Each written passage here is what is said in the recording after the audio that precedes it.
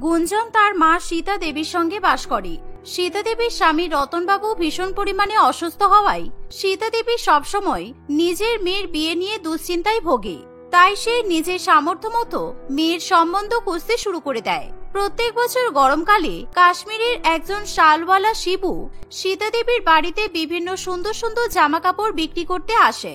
আর শিবুকে দেখতে ভীষণ সুন্দর হওয়ায় আর শিবু যেহেতু মধ্যবিত্ত, তাই সীতা দেবী নিজের মেয়ের সঙ্গে শিবুর বিয়ে ঠিক করে।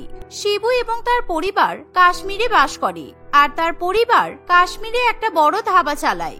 কিন্তু তবুও শিবুরা গুঞ্জনদের মতো বড়লোক হয় না। তাই গুঞ্জন প্রথমেই শিবুকে কিছুতেই বিয়ে করতে চায় না।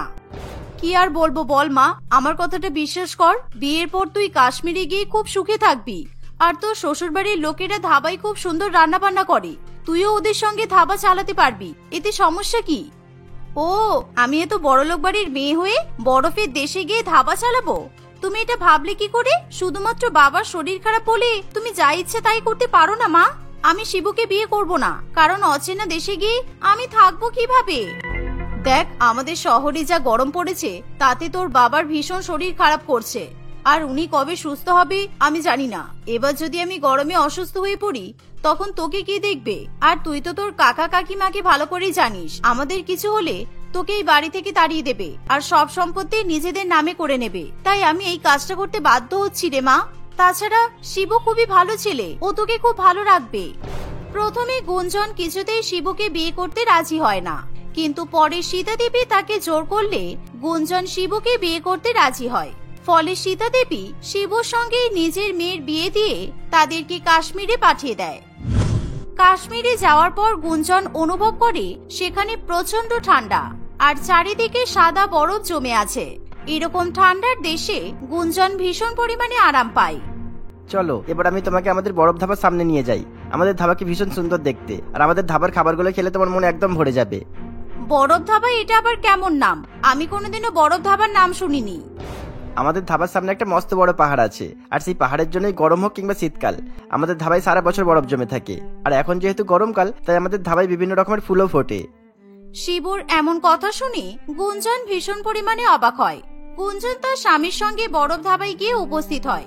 গুঞ্জন দেখে যে ধাবায় চারিদিকে বরফ জমে আছে, আর অনেক লোকে সেখানে বসে গল্প করছে, খাবার খাচ্ছে এবং ঠান্ডার ওয়েদার উপভোগ করছে। সেই ধাবাতে বিশেষত গ্রীষ্মকালীন শহর থেকে আসা বেশিরভাগ পর্যটক উপস্থিত ছিল। এখন শহরে যা গরম পড়েছে, এই গরমের মধ্যে এরকম শীতের দেশে বরফের ধাবায় পরিবার নিয়ে পালিয়ে এসে শান্তি পেয়েছি। আর এই যে দিদি, আপনি দারুণ চিকেন ম্যাগির আলুর পরোটা রান্না করেছেন। এই বরফ ধাবায় বসে এই সমস্ত খাবার খেতে একেবারে মন ভরে যাচ্ছে। দারুণ দারুণ। বরফ ধাবায় শিবুর মা রত্না দেবী খুব সুন্দর করে রান্না বান্না করে, আর পর্যটকেরা সেই রান্না খেয়ে তাদের অনেক প্রশংসা করে। শিবু কাশ্মীরে ফিরে যাওয়ার আগেই নিজের মাকে ফোন করে তাদের বিয়ের ব্যাপারে সব কথা জানিয়ে দেয়। তাই রত্না দেবী তার নতুন বৌমাকে দেখে খুবই খুশি হয়। রত্না দেবী তার বৌমা গুঞ্জনকে খুবই ভালোভাবে আপ্যায়ন করে। বৌমা, তুমি এই বরফের ধাবায় প্রথম এসেছো, আর এটাই তোমার শ্বশুর বাড়ি। কারণ এরকম বরফ জমা পরিবেশের মধ্যে আমাদের পক্ষে বাড়িঘর কেনা সম্ভব নয়, তাই আমরা এই ধাবাতেই রান্না বান্না করি, আর আমরা এখানেই থাকি। তোমাকে এবার ধীরে ধীরে আমার কাছ থেকে ধাবার সমস্ত কাজকর্ম শিখে নিতে হবে, ঠিক আছে? বরফের দেশে গুঞ্জনকে বরফ ধাবাতেই থাকতে হবে শুনে তার মন খারাপ হয়ে যায়, কারণ তার কপালে একটা শ্বশুর বাড়ি পর্যন্ত জোটে না। এখন এই বরফের ধাবাই তার শ্বশুর বাড়ি। গুঞ্জন নিরুপায় হয়ে সেই ব্যাপারটা মেনে নেয়। গরমের মধ্যে শহর থেকে বিয়ে করে মা আমাকে এখানে পাঠিয়ে দিয়েছে, যাতে আমাকে গরমে কষ্ট পেতে না হয়।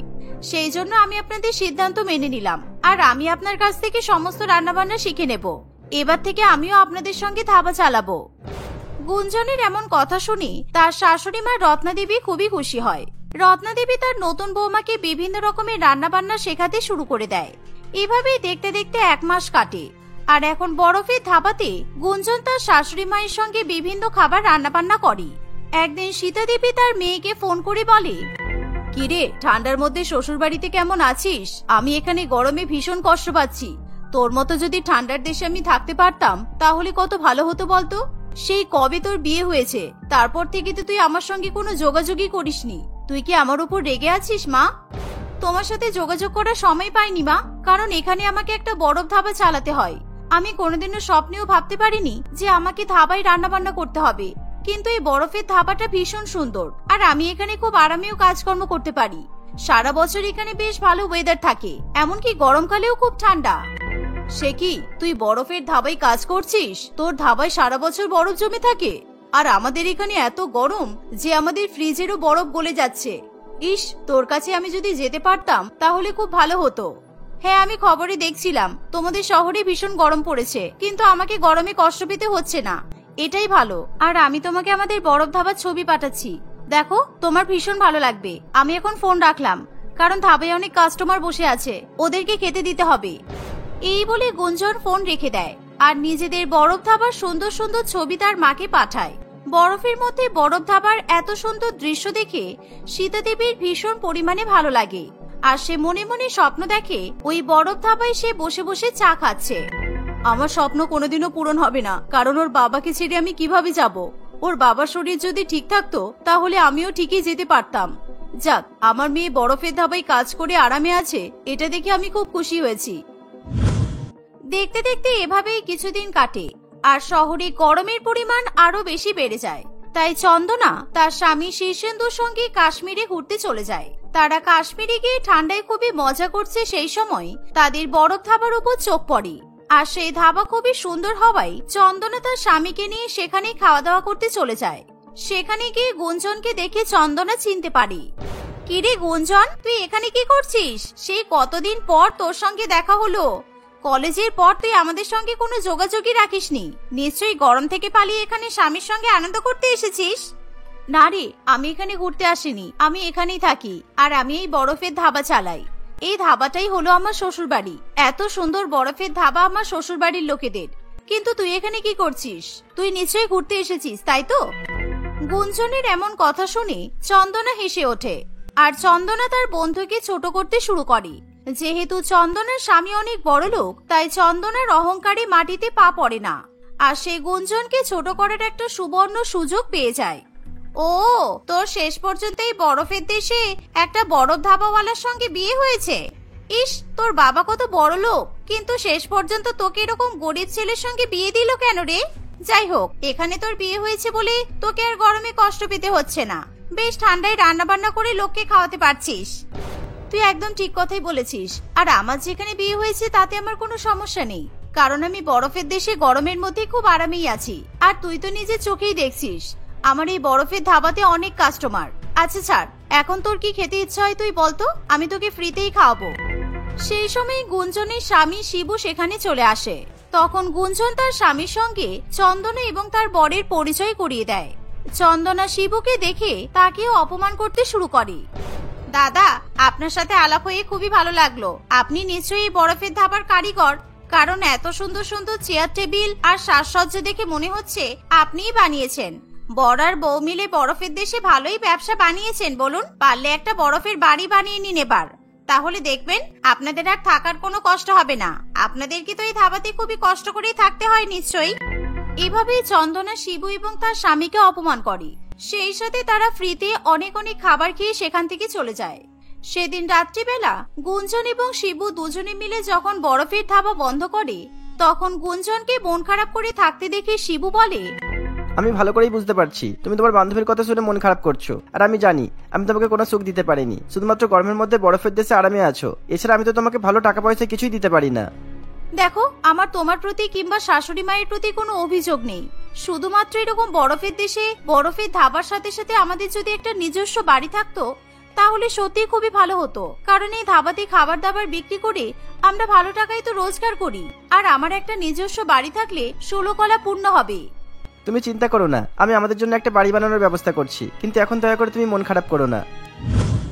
পরের দিন সকালবেলা উঠে তারা আবার বরফের ধাবায় কাজ করতে শুরু করে দেয়।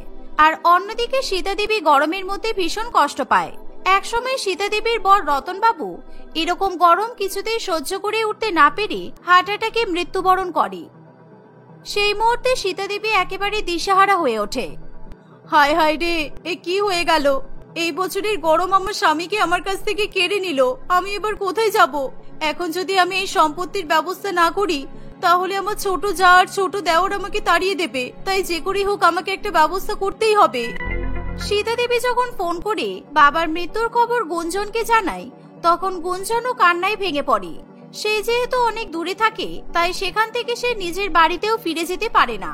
অন্যদিকে সীতা দেবীর ছোট যা এবং ছোট দেওর তার সঙ্গে বদমাইশি করার আগেই সীতা দেবীর নিজের ভাগের সমস্ত সম্পত্তি বিক্রি করে দেয় আর কাশ্মীরে যাওয়ার টিকিট কেটে ফেলে। সীতা দেবী ট্রেনে করে কাশ্মীরে গিয়ে পৌঁছায়।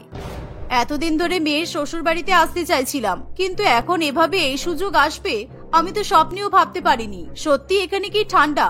একটু যদি আমার স্বামীকে নিয়ে এই ঠান্ডার মধ্যে মেয়ের শ্বশুর বাড়িতে আসতে পারতাম, তাহলে ওকে এই অকালে প্রাণ হারাতে হতো না। এই বলে সীতা দেবী ট্রেন থেকে নেমে মেয়ের শ্বশুর বাড়িতে গিয়ে পৌঁছায় আর গুঞ্জন তার মাকে দেখে খুবই খুশি হয়। সে তার মাকে নিজের বরফের ধাবার সামনে নিয়ে যায়। তখন বরফ ধাবায় সবেমাত্র সদ্য বরফ জমেছে আর সেই বরফ ধাবার মধ্যেই সুন্দর সুন্দর ফুল ফুটেছিল। এরকম অনবদ্য দৃশ্য দেখে সীতা দেবীর ভীষণ পরিমাণে ভালো লাগে। সত্যি আমাদের শহর একেবারে মরুভূমিতে পরিণত হয়েছে। গরমের মধ্যে মানুষ মারা যাচ্ছে, আর তুই এখানে কত আরামে থাকিস বলতো। কাশ্মীর সত্যি একেবারে স্বর্গ।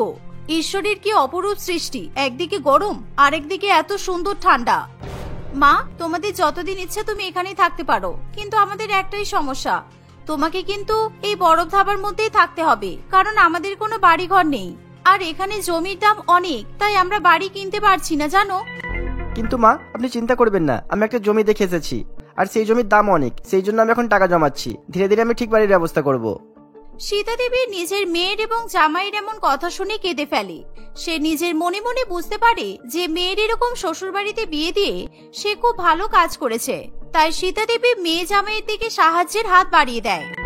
দেখো জামাই বাবা, তোমাকে কষ্ট করে টাকা জমিয়ে এখানে বাড়ি কিনতে হবে না, কারণ আমি আমাদের শহরে গরমের মধ্যে থাকতে পারিনি, তাই আমি সমস্ত জায়গা জমি বিক্রি করে টাকা নিয়ে এখানে চলে এসেছি। আমি তোমাদেরকে সেই টাকা দিচ্ছি, তুমি সেই টাকা দিয়ে একটা বড় বাড়ি কেনো আর নিজেদের বরফ ধাবার অনেক উন্নতি করো। শুধু একটাই তোমাদের কাছে অনুরোধ, আমাকে একটু তোমাদের সঙ্গে থাকতে দিও, কারণ এই গরমের মধ্যে আমি আর নিজের শহরে ফিরে যাব না। না না, আপনি আমার শাশুড়ি মা, আমি আপনার কাছ থেকে কোনো রকম সাহায্য নিতে পারবো না। তবে আপনার যদি এখানে থাকার ইচ্ছা হয় আপনি থাকতে পারেন, সেই জন্য যে টাকা নিয়ে আপনার থেকে সাহায্য নেব তা কিন্তু নয়। তাছাড়া গুঞ্জনকে ছাড়া, তোমাদেরকে ছাড়া আমার আর কেউ নেই। তুমি আমার ছেলের মতো, আর তোমার জন্য আমার মেয়ের মধ্যে আমি অনেক পরিবর্তন দেখছি। তোমাকে আমি মা হিসেবে টাকা নিচ্ছি, তুমি দয়া করে টাকাটা নাও। গুঞ্জন এবং শিবু কিছুতেই সেই টাকা নিতে চায় না, কিন্তু পরে সীতা দেবী প্রচন্ড পরিমাণে জোর করলে তারা শেষ পর্যন্ত টাকা নিয়ে নেয়। আর সেই টাকা নিয়ে তারা তাদের বরফ ধাবার পাশেই একটা খুব সুন্দর বাড়ি কেনে, আর সেই বাড়িতেও সবসময় বরফ জমে থাকে। তাই গরম হোক কিংবা শীতকাল তাদেরকে কোনো রকম কষ্ট পেতে হয় না। শিবু এবং গুঞ্জন দুজনে মিলে ধাবা চালায় আর অনেক অনেক টাকা রোজগার করে। সেই সাথে তারা তাদের মায়েদেরকেও খুবই সুখে রাখার চেষ্টা করে। এভাবেই তারা সকলে মিলে হাসি খুশি দিন কাটাতে থাকে। গায়ত্রী দেবী এবং রমেশ বাবু তাদের দুই ছেলে রঞ্জন, বাবলু এবং এক মেয়ে বাবলির সঙ্গে বাস করত। বাবলির বয়স ছিল 19 বছর। সে এখন কলেজে পড়ে। বাবলি বাড়ির সবচেয়ে ছোট হওয়ায় তাকে তার বাবা মা এবং দুই দাদা খুবই ভালোবাসতো। তারা সকলে মিলে খুবই হাসি খুশিতে দিন কাটাতো। তাদের পরিবারকে একসঙ্গে হাসি খুশি থাকতে দেখে সকলেই তাদের প্রশংসা করত।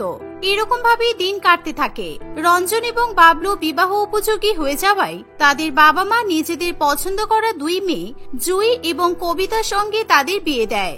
নতুন দুই বউ বাড়িতে আসতেই সকলে খুবই খুশি হয়, কিন্তু শুধুমাত্র বাবলি খুশি হতে পারে না। সকলে নতুন বউকে নিয়ে ব্যস্ত থাকায় বাবলির মনে মনে প্রচন্ড রাগ হয়। সবাই মিলে বাড়ির নতুন বউকে নিয়ে ব্যস্ত হয়ে পড়েছে, এমন করছে যেন কোথাও থেকে দুটো সেলিব্রিটি চলে এসেছে। আমি যে সকাল থেকে কিচ্ছু খাইনি সেটা তো কারোর মনেই নেই। এ কি, মা তো সোনা গহনার বাক্স নিয়ে এসেছে। সব সোনা গহনা মা কি তুই বৌদিকে দিয়ে দেবে তাহলে? এই যে আমার দুই বউয়ের জন্য উপহার নিয়ে চলে এসেছি আমি অনেকদিন থেকে বাড়ির দুই বৌমার জন্য সোনা গহনা তৈরি করে রেখে দিয়েছিলাম। আজকে মুখ দেখার অনুষ্ঠানে এই গহনাগুলো দেব বলে। দুই বৌমার জন্য আগে থেকেই তো সব গুছিয়ে রেখেছিলে তাহলে? বাবা, এত সোনা গহনা তোমার বৌমারা তো বাপের বাড়ি থেকেও নিয়ে আসেনি, যতটা তুমি এদের জন্য তৈরি করে রেখেছো। এই শুনে বাবলি তেলে বেগুনে জ্বলে ওঠে। কই দেখি দেখি, মা তুমি বৌদিদের জন্য এত গহনা তৈরি করেছো? ওয়াও, এগুলো তো খুব সুন্দর। মা, এই ব্রেসলেটটা আমার খুব পছন্দ হয়েছে। আর এই কানের দুলটা তো দারুণ। এই ব্রেসলেট, কানের দুল আর হ্যাঁ এই আংটিটা, এগুলো আমি নেব। না না বাবলি, এগুলো তোর জন্য নয়, এগুলো আমি তোর বৌদিদের জন্য বানিয়ে রেখেছিলাম। তোর বিয়ের জন্য তো আলাদা করে গহনা বানানোই আছে। আর তারপর যখন তোর বিয়ে হবে আরো তোর যা যা পছন্দ হবে সেগুলো দেয়া হবে। এগুলো তোর বৌদিদেরকে দিয়ে দে মা। কিন্তু আমার এগুলো খুব পছন্দ হয়েছে, প্লিজ আমাকে দাও না। তুমি তো এর আগে আমাকে কোনো জিনিসে বারণ করনি, তাহলে তোমার দুই বউ বাড়িতে আসতেই তুমি আমাকে বারণ করছো? এই মেয়ে, তুই তো বড্ড হিংসুটে। নতুন দুই বৌদি বাড়িতে আসতে না আসতেই তুই বৌদিদের জিনিসের উপরে ভাগ বসাতে শুরু করে দিয়েছিস। এগুলো তোর বৌদিদের গহনা, এগুলোতে তোর কোনো অধিকার নেই। আর তোর জন্য এত গহনা তোর বাবা মা তো বানিয়ে রেখেছেই, তোর তাতেও হচ্ছে না। ছাড়ো তো, ওর কথা বাদ দাও। যখনই যা দেখবে সেটাই নেবে, এত বেশি জেদ করা ভালো নয়। আচ্ছা নাও, এবার কি কি নিয়ম বাকি আছে তোমরা এবার সেগুলো করে নাও।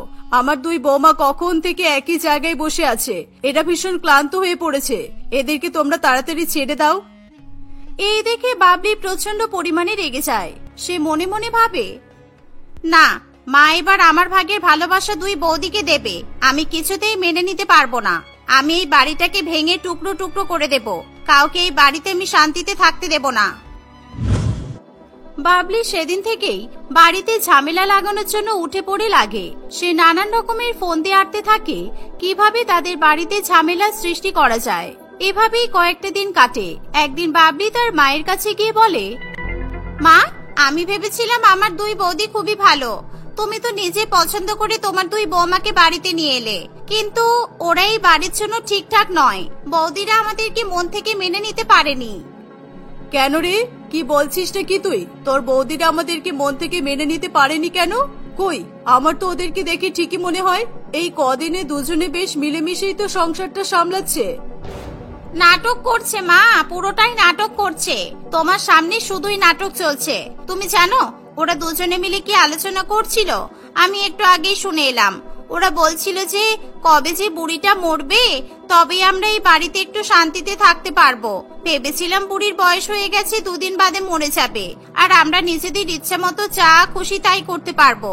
কিন্তু বুড়িকে তো দেখে মনে হয় না বুড়ি এত তাড়াতাড়ি পটল তুলবে। এরকম করে বলছিল, জানো মা। বাবলির মুখে এই কথা শুনে তার মা ভীষণ পরিমাণে অবাক হয়। কি, তোর বৌদিরা আমার মৃত্যু কামনা করছে? তুই ঠিক শুনেছিস তো? আমি তো ওদের সঙ্গে সবসময় ভালো ব্যবহার করি। আমি তো কোনোদিনও ওদের সঙ্গে খারাপ ব্যবহার করিনি। তাহলে ওরা এরকম চাইবে কেন? আরে মা, তুমি বুঝতে পারছো না এখনো? তুমি এই বাড়ির কর্ত্রী। তোমার দুই ছেলেরা যা টাকা ইনকাম করে তোমার হাতে দেয়। সংসারের সমস্ত খরচা কোথায় কি ব্যয় করা হবে সবই তো তুমি ঠিক করো। আর এগুলোই ওদের ভালো লাগে না। ওরা নিজেদের মতো আলাদা আলাদা থাকতে চায়। তুমি বুঝতে পারছো না? না না, আমার মনে হচ্ছে তুই নিশ্চয়ই কিছু ভুল করছিস। আমার দুই বৌমা এমন করতে পারে না। তুই এখন যা তোমা এখান থেকে, আমাকে একটু একা থাকতে দে। নিজের মায়ের এই কথা শুনে বাবলি সেখান থেকে চলে যায়। বাবলি এরকমই প্রত্যেকদিন অল্প অল্প করে তার মায়ের কানে বিষ ঢালতে থাকে। অন্যদিকে সে তার বৌদিদের সঙ্গেও ঠিক একই জিনিস করে। একদিন বাবলি তার বড় বৌদিকে ঘরের কাজ করতে দেখে বলে, বৌদি, তুমি খুবই বোকা। তুমি এত বড় লোকের মেয়ে হয়ে তুমি এরকম শ্বশুর বাড়িতে এসে কাজ করছো? তোমার এরকম কাজ করতে ভালো লাগে? এই যে আমাকেই দেখো না, আমি বাড়ির একমাত্র মেয়ে বলে আমার বাবা মা আমাকে কখনোই বাড়ির কোনো কাজই করতে দেয়নি। সে তো আমিও আমার বাড়ির একমাত্র মেয়ে ছিলাম, আর সেই জন্যই আমার বাবা মা আমাকে কোনো কাজ করতে দিত না। কিন্তু শ্বশুর বাড়িতে এসে অল্প হলেও তো কাজ করতেই হবে, তাই না? ছোটর উপর তো সব চাপিয়ে দিলে হবে না। জয়েন্ট ফ্যামিলিতে থাকতে হলে একটু দায়িত্ব নিতেই হবে। আরে, তোমাকে জয়েন্ট ফ্যামিলিতে থাকতে কে বলছে? তুমি তো জয়েন্ট ফ্যামিলিতে থেকেই ভুল করছো। আমি যদি তোমার জায়গায় থাকতাম না, তোমার মতো আমি যদি ধনী ঘরের মেয়ে হতাম, তাহলে তো এরকম জয়েন্ট ফ্যামিলিতে আমি বিয়েই করতাম না। আর হ্যাঁ, আমি এরকম একটা পরিবার খুঁজতাম যেখানে শুধুমাত্র আমি আর আমার বর থাকতে পারবো। কিন্তু জয়েন্ট ফ্যামিলিতে থাকতে আমার তো কোনো অসুবিধা হচ্ছে না বাবলি। এই বাড়ির সবাই তো খুব ভালো। আমার সবার মাঝে থাকতে বেশ ভালোই লাগছে। আরে বাবা, বৌদি, তুমি আমার সঙ্গে মনের কথা বলতেই পারো। আমি কাউকে কিছু বলতে যাব না। দেখো, সব মেয়েরাই চায় নিজেদের আলাদা একটা সংসার করতে, যেখানে শাশুড়ি থাকবে না, শ্বশুর থাকবে না, ননদ থাকবে না, ভাসুর থাকবে না, কোনো যা থাকবে না। আর আমি জানি এটা তুমিও চাও, তবে তুমি কিন্তু চাইলেই এরকম নিজের মতো করে সংসার পাততে পারো। কিভাবে বাবলি? নিজের মতো করে আলাদা করে কিভাবে সংসার পাতবো? আরে তুমি এত বোকা কেন? প্রথমত তুমি এত বড় লোকের মেয়ে, দ্বিতীয়ত বড়দা এত বেশি টাকা ইনকাম করে। তুমি বাবা মায়ের কাছে নিজেদের ভাগটা চেয়ে নাও, তারপর তুমি আর বড়দা আলাদা করে থাকতে শুরু করো। বড়দা তো ইনকাম অনেক বেশি করে, তুমি একটা কাজের মেয়েকে রেখে দেবে, সেই বাড়ির কাজকর্ম করবে, রান্না বান্না করবে। তোমাকে সংসার জীবন নিয়ে কোনো টেনশন করতেই হবে না। তারপর বিয়ের আগে তুমি যেমন জীবন কাটাতে, সেরকমই একদম শান্তিতে জীবন কাটাতে পারবে। বাবলির কথা শুনে এক মুহূর্তের জন্য জুই কল্পনার জগতে চলে যায়। এত কি ভাবছো বৌদি? তুমি বাবা মাকে বলো তোমরা একসঙ্গে থাকতে চাও না, তোমরা আলাদা থাকতে চাও। দরকার পড়ে দাদার সঙ্গেও ঝগড়া করো। আর একটা জিনিস তুমি দেখেছো, বড়দা সংসারে বেশি টাকা দেয় আর ছোটদা কম টাকা দেয়, এতে কিন্তু ওদের অনেক বেশি লাভ হচ্ছে। এভাবেই বাবলি তার বড় বৌদির ব্রেন পুরোপুরি ওয়াশ করে দেয়। জুই সত্যি সত্যি এবার আলাদা হওয়ার জন্য প্ল্যানিং করতে থাকে। জুই বাড়ির কাজকর্ম করাও সেদিন থেকে পুরোপুরি বন্ধ করে দেয়। এখন কবিতাকে বাড়ির সমস্ত কাজ করতে হয়। তবুও জুই বিভিন্ন রকম ভাবে তার ছোট জায়ের সঙ্গে ছোট ছোট কারণে ঝগড়া করতে থাকে। আর অন্যদিকে বাবলি এবার তার ছোট বৌদির পেছনে পড়ে যায়। বৌদি, আমার না তোমার কথা ভাবলেই খুব খারাপ লাগে। মা তোমার সঙ্গে খুব অন্যায় করছে। জানি ওটা আমার মা, মায়ের নামে দুর্নাম করা উচিত নয়, তবু আমি মায়ের অন্যায় মেনে নিতে পারছি না। জানো, মা এটা একদমই ঠিক করছে না। মা কি অন্যায় করছে? আমি কিন্তু তোমার কথা কিছুই বুঝতে পারলাম না বাবলি। তুমি দেখছো না বড় বৌদি কতদিন ধরে সংসারের কোনো কাজ করছে না? তুমি জানো মা বৌদিকে সংসারের কাজ করতে বারণ করেছে। আমি নিজের কানে শুনেছি।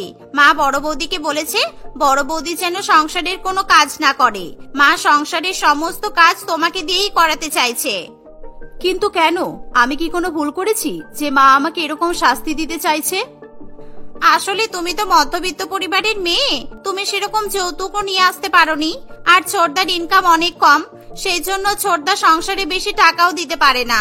সেই জন্য বড় বৌদি আর মা তোমাকে এই বাড়ির চাকরের মতো মনে করে। এমনকি মা আর বৌদিকে আমি এটাও আলোচনা করতে শুনেছি।